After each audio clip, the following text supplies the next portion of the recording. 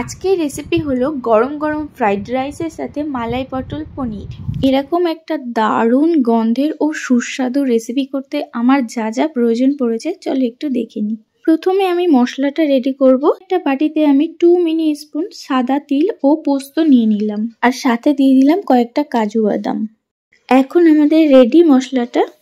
এরপর আমি একটা নারকেল মালাইয়ের জন্য আগে থেকেই গ্রেট করে রেখেছিলাম। এখন আমি সবজিগুলো ভেজে নেব। ফোড়ন হিসাবে আমি তেলের ওপরে গোটা গরম মশলা দিয়ে দিলাম। কেটে রাখা আলু ও পটল এবার দিয়ে দেব।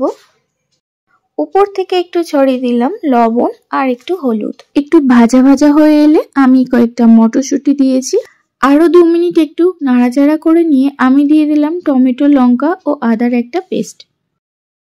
2 মিনিট ভালোভাবে কষে নেওয়ার পরে তেল ছাড়তে শুরু করলে আমি আগে থেকে করে রাখা তিল, পোস্ত ও কাজুর পেস্টটা দিয়ে দেব। স্বাদটাকে ব্যালেন্স করার জন্য আমি একটু লবণ আর অল্প একটু চিনি দেব, সাথে একটু জিরে আর ধনিয়া গুঁড়ো।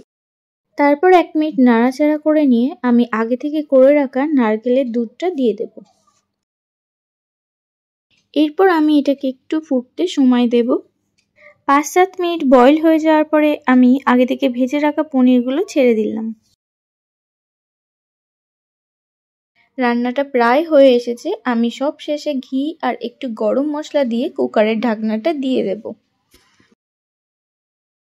এখন আমাদের রেসিপিটা পুরোপুরি কমপ্লিট। তো চলো তাড়াতাড়ি সার্ভ করে ফেলি এবার। তো আজকের রেসিপি এখানেই শেষ। দেখা হবে পরের ভিডিওতে। কেমন হচ্ছে বন্ধুরা তোমরা অবশ্যই জানিও। আর সবাই খুব ভালো থেকো। টাটা।